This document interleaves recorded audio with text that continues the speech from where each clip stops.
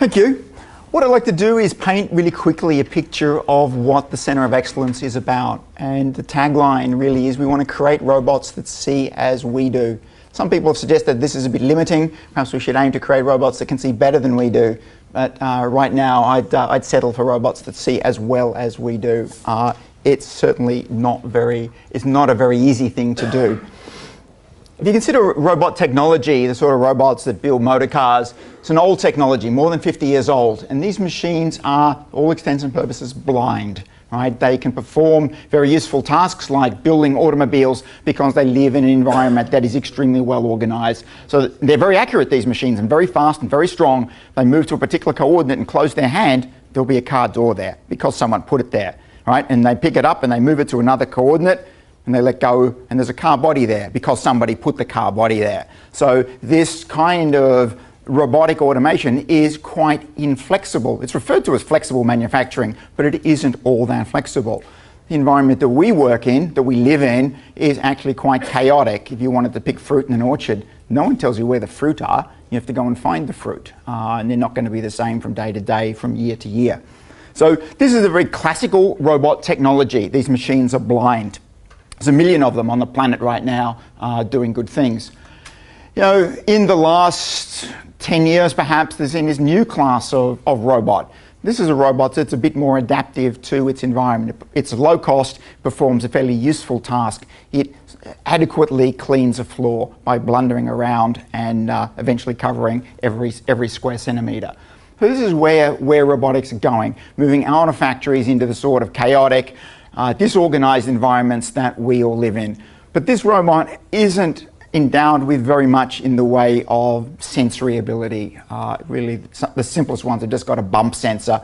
More recent ones, Dyson are proposing robots, vacuum cleaning robots, that actually have a very limited sense of vision. So if it sees a shoe, you know, perhaps it might move around it. It won't pick it up, but it would at least move around it.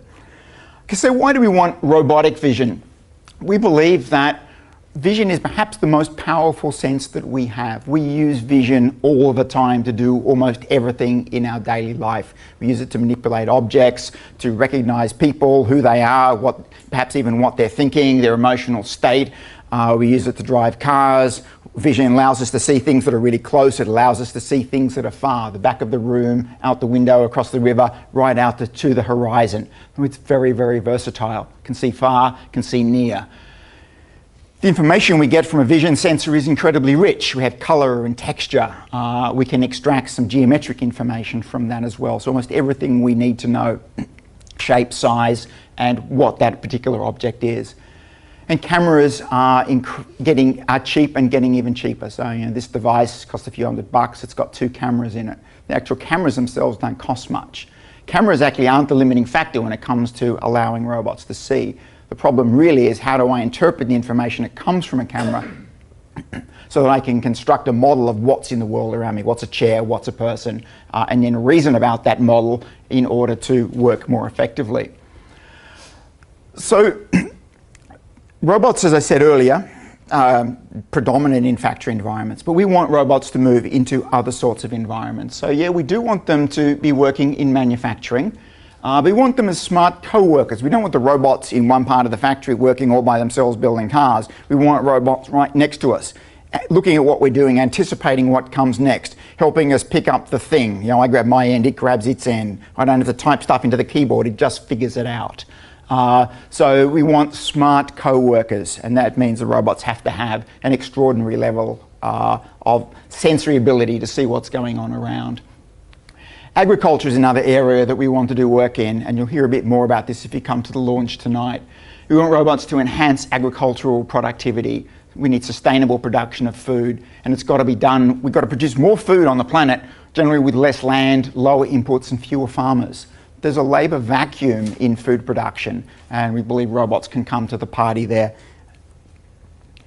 Building and construction. Huge industry, building new buildings, and if you go to a building site, it's pretty chaotic. There's stuff everywhere. Building is all about getting stuff in just in the nick of time, getting it to where it needs to be, and adding it to the building. So we believe that vision-enabled robot systems can do smart material handling. It could be embodied as cranes, they could be embodied as smart pallet trucks, smart scissor lifts, all sorts of machines that can work with the human builders on the site to make them more productive. Infrastructure monitoring. We have a growing and aging base of infrastructure. It needs to be inspected. So we need robotic vision systems that can see what it is that needs to be seen, analyze those images, and give us information, condition reports, if you like, on what's in the environment. And finally, health and medical. There's a huge need for improved productivity in the health and medical sector. And so this is everything from surgical interventions through to handling patients, meals, drugs, linen, samples. A hospital is just stuff going everywhere, and we believe that, that robots have a really strong role to play there as well. So if we're going to build these kind of smart machines, we need an underpinning research program, and we're lucky to have a significant amount of funding from the Australian Research Council, $19 million invested over a period of 7 years. So there's about 10 research organisations involved in the centre, 4 key university players, QUT, ANU, University of Adelaide and Monash, NICTA as well. And these are the 4 research themes. Semantic vision, all about understanding the world. Vision in action, the relationship between how I move and what I see. Robust vision, which is all about how do we deal with adverse viewing conditions. If the lights are out, the chair is still a chair, but it looks different. So how do I deal with that? It sounds simple, but it's a confounding problem in robotic vision.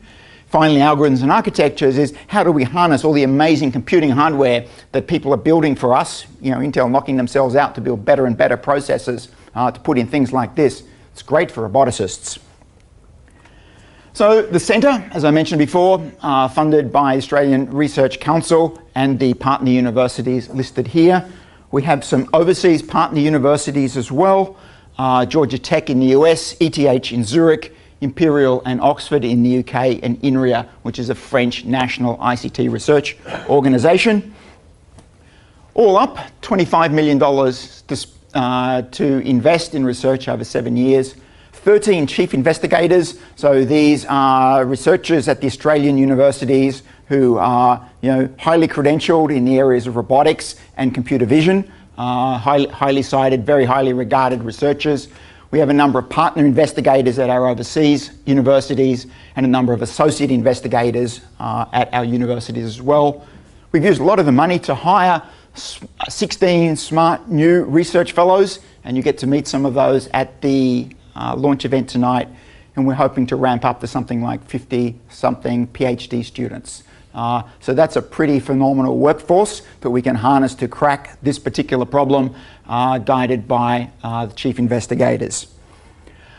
So last slide, what do we want to do? We want to do awesome science. Absolutely, awesome science needs to be done if we want to crack this robotic vision problem. But just doing awesome science, to my mind, is not enough. If we finish in 7 years' time, we've got a stack of papers this high. That's not enough, right? We need to do outreach and education. We need to influence the next generation of engineers and scientists which will go out and do this stuff. Next generation of high school kids who are going to come into university, study this stuff, and then go out. So we need to bring in undergraduates, school children. We need to train PhD students, mentor them, develop them. Same with postdocs. And absolutely, we need to engage with industry, which is why we're all here today. So, thank you.